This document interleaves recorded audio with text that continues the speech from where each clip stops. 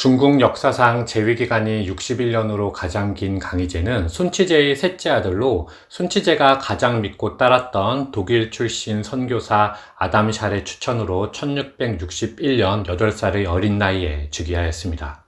집권 초기에는 상리, 소국사랍, 알필융, 오배 등 이른바 4명의 고명 대신이 충심으로 국정에 전념하며 중국 통일의 대업을 이루고 태평성세를 열었지만, 시간이 갈수록 4인방 사이에 알력이 발생하자 강희제는 그 틈을 타 4인방을 제압하고 친정을 시작하게 됩니다. 북방의 만주족이 문화가 전혀 다른 중국 서남부를 직접 통치하는 것은 쉽지 않았기 때문에 청나라는 건국의 공을 세운 한족을 번왕으로 책봉하여 관할 지역을 다스리게 하였습니다. 운남의 평서왕 오삼계, 광동의 평남왕 상가희, 복건의 정남왕 경정충 등 3명이 그 대표적인 인물들로 그들을 삼번이라 하지요. 삼번은 지방관 임명권, 세금 징수권, 군사권을 가지고 있었을 뿐만 아니라 그 자기를 세습할 수도 있는 막강한 권한을 가지고 있었습니다. 3번 중 오삼계의 세력이 가장 강했고, 그는 사실상 조정의 통제에서 벗어나 독자적인 세력을 가지고 있었는데, 운남 귀주 일대의 요충지는 모두 그의 신복들이 장악하고 있었기 때문에 강희제는 그의 행위들을 묵인하는 수밖에 없었습니다. 경정충은 오삼계에 미치지는 못하였지만 복건 지방에서 농민들에게는 과도한 세금을 거두고 상인들에게는 폭리를 취하면서 막대한 부를 쌓고 있었고, 상가이도 광동 지방에서 병권을 쥐고 외국과의 통상 무역을 독점하며 부를 축적하였죠. 단 상가희는 나머지 2명과 다르게 청나라의 이심을 품지는 않았습니다. 당이 12년인 1673년, 상가희가 몸이 노쇠하여 더 이상 번왕의 책무를 다하지 못하므로 아들 상지신에게 병권을 위임하고 본인은 고향인 요동지방으로 돌아가기를 요청하였는데, 강희제는 이를 승인하였지만 조정의 대신들은 이번 기회에 모두 철번령을 내려 3번의 권력을 모두 빼앗아야 한다고 주장했습니다. 오삼계와 경정충은 강희제의 본심을 알아보기 위해서 자신들도 철번을 요청하였는데, 오삼계는 강희제가 자신의 세력을 두려워하여 감히 윤허하지 못할 것으로 예상했습니다. 하지만 강희제는 예상과 다르게 철번을 허하였고, 오삼계는 기다렸다는 듯이 반란을 일으켰습니다. 명나라를 망하게 했던 그가 이번에는 명나라를 복원하겠다는 엉뚱한 캐치프레이즈를 내건 것이었죠. 어쨌든 이 반란은 경정충과 상가이의 아들 상지신에게까지 이어지며 이른바 3번의 난이 시작되었습니다. 반란 초기에는 오삼계의 반란군이 청군을 무찌르며 기세를 올렸죠. 하지만 강희제는 곧장 오삼계가 반란의 핵심임을 간파하고 나머지 2명에게 유화 정책을 펴면서 오삼계를 공격하도록 유도하였습니다. 오삼계를 죽이면 나머지 번들의 반란은 자연히 소멸된다고 판단한 것이죠. 반면 상가이는 반란에 가담하지 않고 광주성을 굳건히 지켰는데, 오삼계는 상가이보다 아들 상지신을 포섭하여 대항했습니다. 상지신은 오삼계에게 투항하면서 아버지의 평남왕 자기를 강탈하기까지 하였지만 약속대로 우대받지 못하자 오삼계에게 불만이 쌓인 상태였는데, 마침 복건의 경정충이 항복하였다는 첩보가 전해졌을 뿐만 아니라 1678년 호남성 형주의 대주를 건국해 황제를 참칭하던 오삼계마저 병사하자 대세가 청나라로 기울었음을 깨닫고 오히려 오삼계의 손자 오세번 등 자녀 세력을 토벌하겠다고 나섰습니다. 그리고 1680년 광서성 무선에서 상지신에 대패한 오세번은 운남성의 곤명으로 달아났죠. 하지만 기회주의자 상지신을 살려두면 반란의 불씨가 되살아날 수 있었기 때문에 청조정은 그를 처리하고 싶어 했는데, 이를 눈치챈 상지신의 측근들이 그가 모반죄를 꾸미고 있다고 밀고함에 따라 상지신은 북경으로 압송되어 사약을 받게 됩니다. 그리고 3번의 난이 막바지에 이른 1681년, 강희제는 곤명으로 달아난 오세번을 토벌하기 위하여 출정하였는데, 더 이상 저항할 수 없었던 오세번은 칼로 목을 찔러 자살하였습니다. 8년간 이어진 3번의 난은 이렇게 평정되었죠. 대만의 원주민은 고산족으로 한족과는 다른 정체성을 가진 사람들입니다. 그들은 인도네시아, 필리핀 등 남방 해양 계통이죠. 1624년 당시는 세계 최고의 해상 강국으로 발돋움하던 네덜란드가 중국, 일본과의 무역 거점을 확보할 목적으로 대남 남부를 점령한 후 수십 년간 통치해오고 있었습니다. 이때 정성공이라는 걸출한 인물이 나타난 것이죠. 그의 아버지 정지룡은 명말 청초의 거상이자 해적이었는데 명나라에 귀부하여 고위 관리가 된 인물이었습니다. 정성공 역시 아버지를 따라 남경의 국자감에서 공부하며 입신양명의 꿈을 품고 있었지만 숭정제의 자살로 그 꿈이 물거품이 돼버린 상태였죠. 한편 명나라는 양경제도로 인하여 숭정제 사후에도 남명 정권을 이어가고 있었는데 아버지 정지룡은 청군에 투항하여 북경으로 끌려갔지만 정성공은 복건성 남부 하문의 금문도로 달아나서 이곳을 반청 활동의 근거지로 삼고 청나라에 대항하였습니다. 남명 정권 최후의 황제 영력제는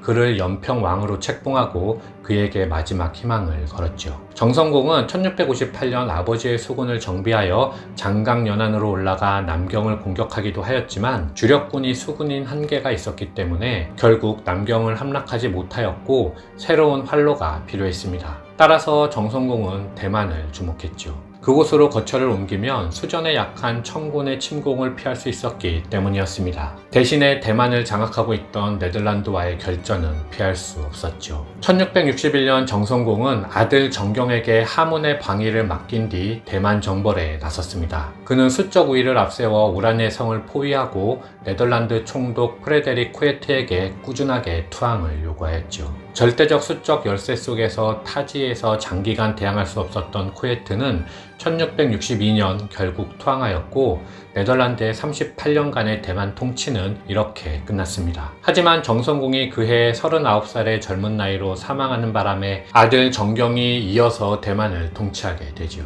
그는 통치 기간 동안 강희제에게 청나라를 상국으로 섬길 테니 조선처럼 자치권을 인정해달라고 요청하였는데 강희제는 조선은 원래부터 중국 밖의 나라지만 정경 당신은 중국인이므로 대만을 별개의 나라로 인정할 수 없다며 대치하였는데 1681년 정경이 아버지처럼 40살의 젊은 나이로 단명하자 강희제는 때를 놓치지 않고 1683년 출병하여 팽오대전에서 대승하였고 정씨 일가의 대만 통치 23년은 이렇게 마무리되었습니다. 오늘날 중국인들은 정성공을 민족 영웅으로 추앙하는데 그 이유는 네덜란드를 대만에서 몰아내고 그곳에 한족 정권을 세움으로써 대만을 한족의 통치 영역으로 끌어들인 공 때문이라고 요약할 수 있겠습니다.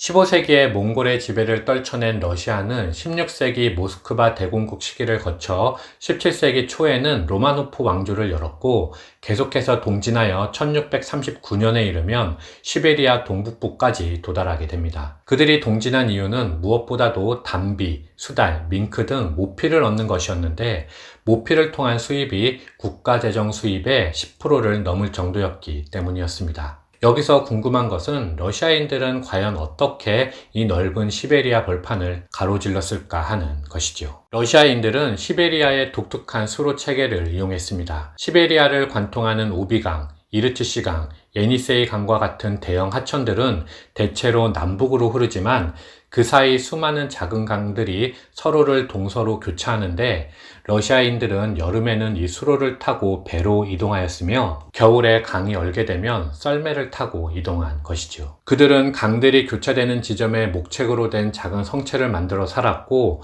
본토의 가난했던 농민, 범법자, 모험가 등 다양한 사람들이 주로 이주에 정착하였습니다. 그러자 러시아 정부가 군관을 파견하여 성체를 거점으로 동진하며 시베리아 전역을 장악한 것이죠. 1653년 러시아는 식량 확보와 자원 조사를 위하여 스테파노프가 이끄는 탐사대를 아무르 강변으로 보냈는데 당시 청나라는 명나라의 잔존 세력을 토벌하느라 러시아의 남진에 적극 대처하기 힘든 상황이었습니다. 따라서 이때 조선의 효종이 1654년과 1658년에 두 차례 청나라를 원조했는데 이를 나선정벌이라 합니다. 나서는 루스를 옮긴 말이죠. 하지만 1차 파병 때에는 총수병 100명과 초관 50명, 2차 파병 때에는 총수병 200명과 초관 60명을 파병한 것에 그칠 정도로 그 규모는 작았습니다. 한편 강희제는 3번의 난을 평정하고 대만을 진압한 후 1683년 알바진을 점거하고 있던 러시아군에게 성을 비우고 떠나라 하였으나 러시아는 이를 거절하고 오히려 흑룡강의 아이혼을 공격하였는데, 강희제는 팽춘에게 토벌을 명하여 팽춘이 밤낮으로 포격을 가한 결과 러시아는 투항하였고, 팽춘은 불필요한 마찰을 줄이기 위하여 러시아군을 네르친스크로 돌아가게 하고 알바진 성을 불태운 후 철수하였습니다. 하지만 1685년 러시아군이 다시 알바진 성을 점령하였고, 러시아의 재침에 분노한 강희제는 살포색에게 공격을 명하여 알바진 성을 재공격하였죠. 이에 러시아 정부가 강화를 요청하였고 1689년 흠차 대신 세객도와 러시아 전권공사 골루빈이 네르친스크에서 협상을 시작하여 우여곡절 끝에 네르친스크 조약을 체결하였습니다. 이 조약의 핵심은 애기고나파와 격이필제하, 외흥안령으로 이어지는 지역을 양국의 국경으로 삼고 흑룡강 이북과 외흥안령 이남, 그리고 우수리강 이동 지역을 모두 청나라 영토로 하는 것이었습니다. 네르친스크 조약은 중국이 외국을 황제국으로 인정하고 평등한 관계에서 맺은 첫 번째 조약으로, 한족 왕조였다면 불가능했을 북방의 방대한 토지를 중국에 속하게 한 의미 있는 조약이라 하겠습니다. 강희제는 북방의 용감하고 굳센 기상, 육아의 인의사상과 책략 등을 두루 갖춘 황제로 아담샬 등을 통하여 서구 문명까지 받아들이고 장려한 유일한 황제였습니다. 물론 청나라를 부정하고 명나라 연호를 사용한 대명세와 그의 가족들을 살해한 문자옥을 일으키며 지식인을 탄압한 흠결이 있기도 했지만, 한족 문명의 세례를 받아 성군이 되기 위하여 노력한 강희제를 중국인들은 당태종과 더불어 가장 존경하는 황제 중 한 명으로 꼽기에 주저하지 않는다고 합니다. 이상 마치겠습니다. 감사합니다.